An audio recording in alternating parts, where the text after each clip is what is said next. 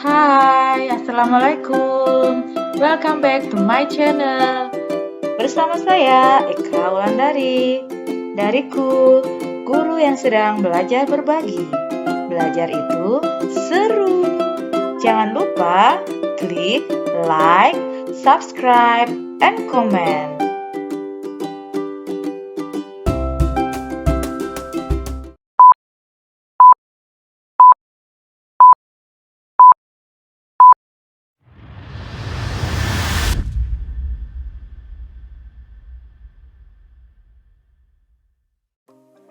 Halo, Assalamualaikum warahmatullahi wabarakatuh.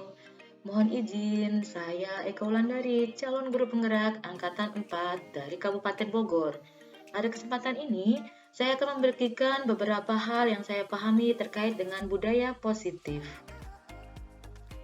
Untuk membangun budaya positif, sekolah perlu menyediakan lingkungan yang positif, aman, dan nyaman agar murid-murid mampu berpikir, bertindak, dan mencipta dengan merdeka, mandiri, dan bertanggung jawab.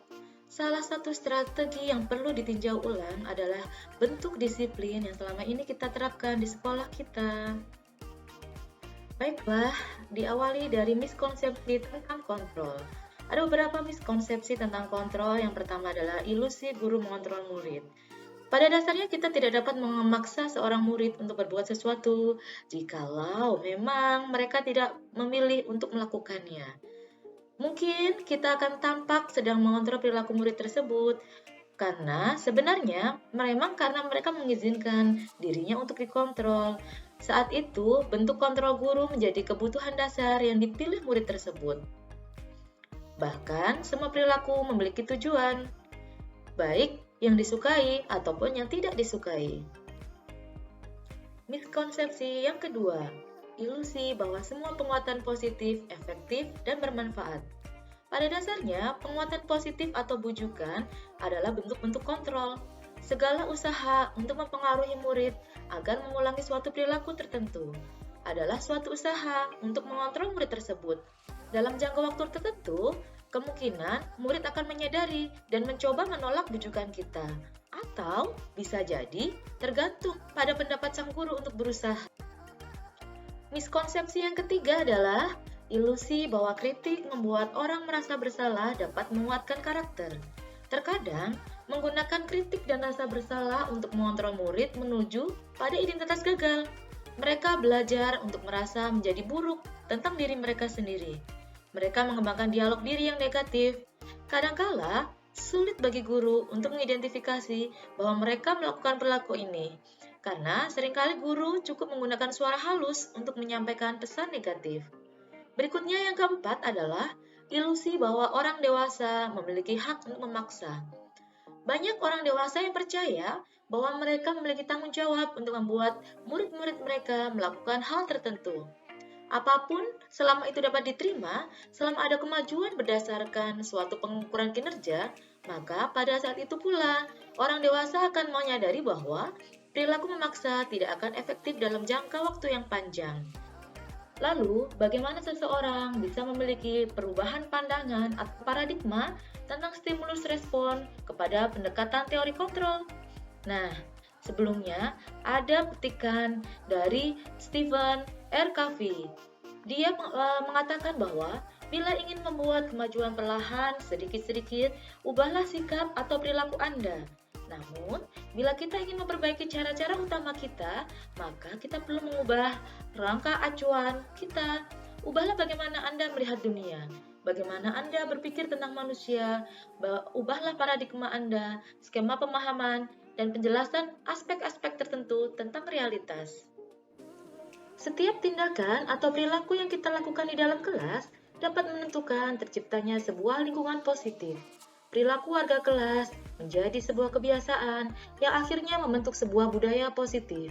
Untuk membentuk sebuah budaya positif, pertama-tama perlu diciptakan dan disepakati keyakinan-keyakinan atau prinsip dasar bersama di antara para warga kelas. Penyatuan pemikiran untuk mendapatkan nilai kebajikan serta visi sekolah tersebut kemudian diturunkan di kelas-kelas menjadi keyakinan kelas yang disepakati bersama. Dan keyakinan kelas. Mungkin di sini kok keyakinan sih?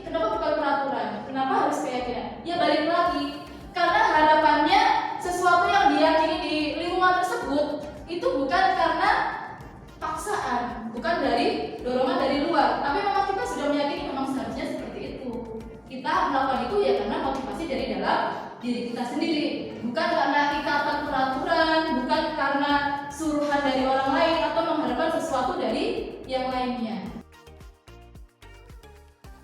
Untuk dapat menciptakan murid yang merdeka, maka dibutuhkan self-disiplin atau disiplin diri yang berasal dari motivasi intrinsik bukan ekstrinsik, bukan untuk menghindari ketidaknyamanan atau hukuman, mendapatkan imbalan atau penghargaan, tapi menjadi orang yang mereka inginkan, menghargai diri sendiri dengan nilai yang mereka percaya. Lalu, bagaimana dengan kita? Motivasi mana yang menjadi dasar dalam menerapkan disiplin? Mari merenung sejenak.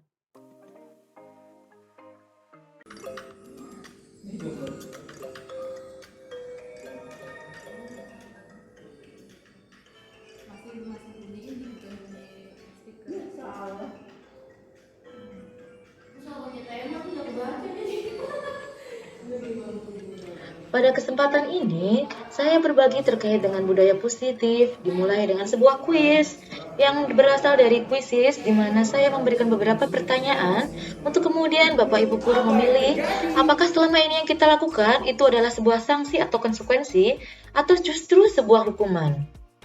Nah, dari kuis-kuis ini maka kita akan berusaha mencoba memahami bersama mana yang bersifat hukuman dan mana sikap yang merupakan sebuah sanksi atau sebuah konsekuensi. Seharusnya, contoh nih, pecahin piring nggak sengaja. Hukumannya apa? Ya udah, berarti kamu harus lari. Kan nggak sesuai tuh kaimbang. Dan lebih berat hukumannya kan.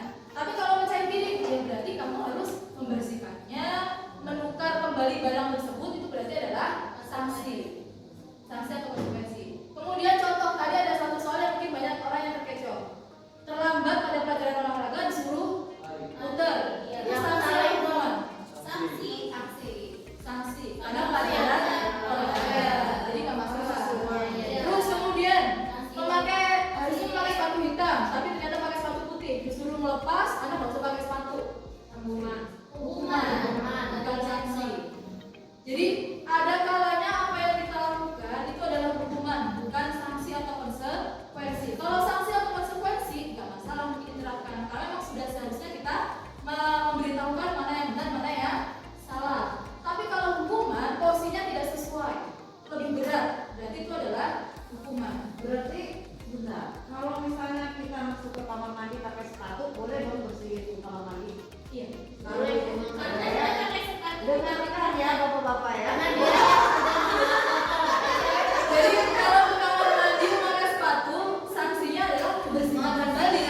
Itu bukan hukuman. Kalau misalnya di antara kita nih, misalnya saya cukup kalau salah nanti saya main lagi deh, nggak apa-apa. Terserah bakal ada lagi itu konsekuensi. Dengarkan ya. Oh bentar, sebelum kita lanjut ke restitusi, kita kebutuhan dasar dulu. Jadi orang-orang melakukan suatu hal itu ada banyak faktor. Ada karena belonging, power, survival, fun, freedom.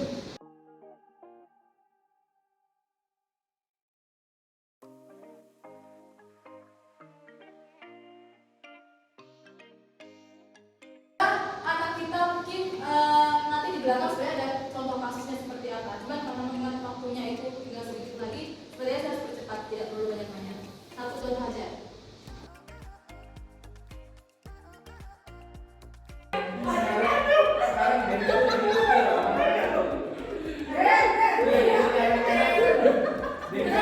Masih ada lanjutannya. Lima posisi kontrol. Yang ketiga, teman. Baru berangkat. Nggak apa-apa deh.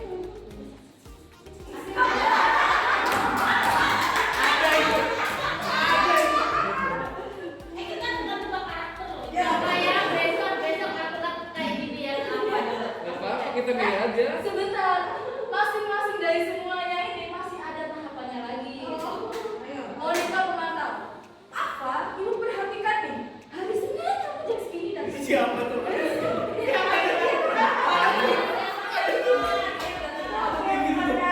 Coba lihat. Dalam satu minggu coba. Begitu udah telat banyak kali. Ini adalah monitor atau pemantau. Tapi teman-teman Kita punya semua ya dari iya.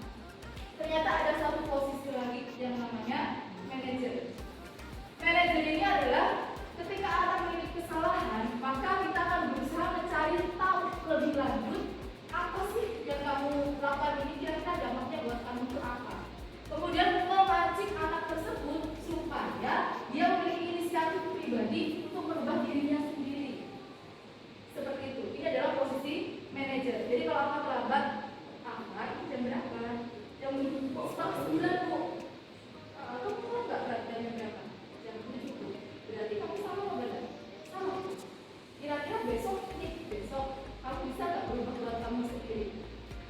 Atau salah ini tadi saya bersolusi ya. Harusnya dia menurut kamu ada hal yang bisa dilakukan nggak untuk memperbaiki ini?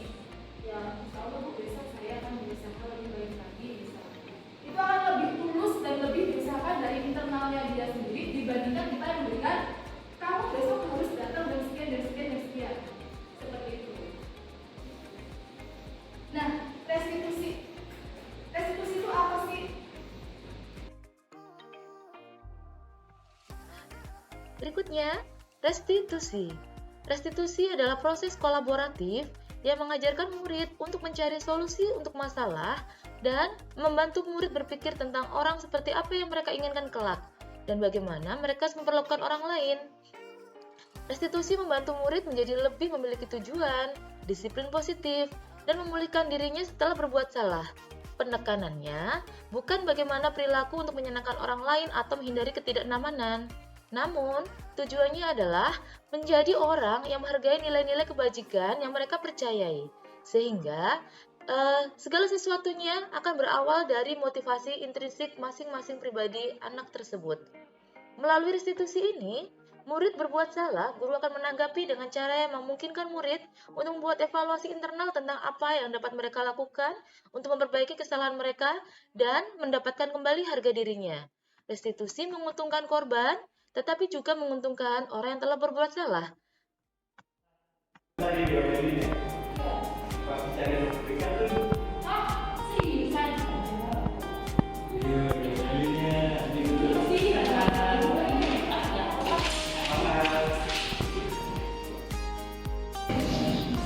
Nah, tadi aku mendapat laporan dari guru tiket. Apakah terjadi sesuatu di kelas? Benar Bu, tadi saya maksa Sita pas istirahat lagi bercanda Bu lempar-lemparan ke kelas. Terus udah sengaja tiba-tiba Bu Arni ke pintu, terus ke kelasnya kena Bu Arni deh.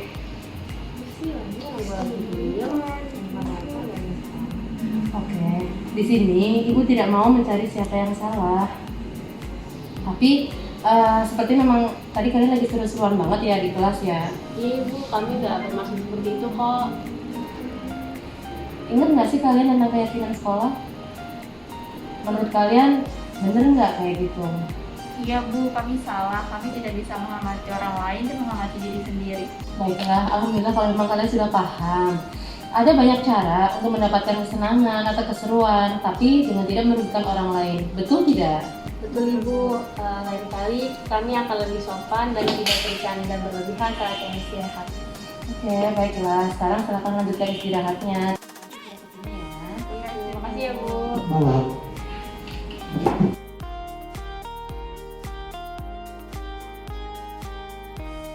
Assalamualaikum warahmatullahi wabarakatuh. Dari kegiatan praktik ini kita bisa mengambil bahwa ketika seorang siswa melakukan kesalahan, seorang guru tidak langsung menyudutkan siswa tersebut, melainkan guru tersebut mengajak bicara murid dan mengingatkan murid tersebut bahwa apa yang murid lakukan itu salah dengan tidak langsung menyudutkan murid tersebut. Validasi tindakan yang salah. Validasi tindakan yang salah itu apa? Jadi seakan-akan misalnya nih ada orang ini temannya sama temannya kesakitan atau apa, padahal kamu bisa lebih berarti ya dia, tapi kamu nggak melakukannya. Seakan-akan kamu membela dia. Kenapa hal itu dilakukan? Supaya kita bisa masuk ke siswa tersebut, biar siswa tersebut nggak bertentangan sama kita. Karena kalau masih bertentangan dengan kita keras terus, maka apapun yang kita katakan, siswa tersebut tidak akan menerimanya, dia akan mental terus. Makanya kita perlu yang namanya validasi tindakan yang salah. Berikutnya, menanyakan keyakinan kelas. Yang tadi saya bilang, ini bisa keyakinan kelas, bisa keyakinan sekolah. Misalnya, melanggar sesuatu hal, berarti kan melanggar sesuatu yang sudah disepakati tadi. Ini bisa buat kita jadikan acuan kembali. Kalau misalnya nggak menghormati, misal tadi kan berantem, kamu tahu nggak berarti itu apa? Kamu menyakiti temanmu, boleh nggak kayak gitu? Nah, itu jadi kita acuan kembali. Berikutnya yang terakhir, kestabilan identitas. Di sini kita akan, setiap orang pasti punya kesalahan, setiap orang pasti sudah pernah, itu dulu juga kayak kamu. Nah, itu adalah bagian Demikianlah upaya-upaya yang dapat dilakukan untuk membangun budaya positif di sekolah. Tentunya, untuk mewujudkan hal ini membutuhkan proses yang tidak singkat, sehingga membutuhkan keterlibatan semua pemangku kepentingan di sekolah. Semoga dengan upaya penerapan budaya positif ini dapat menciptakan lingkungan yang merdeka, sehingga kita semua dapat nyaman belajar bersama.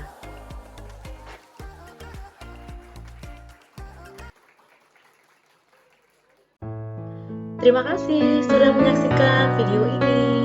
Semoga bermanfaat. Wassalamualaikum warahmatullahi wabarakatuh. Sampai jumpa di video-video berikutnya.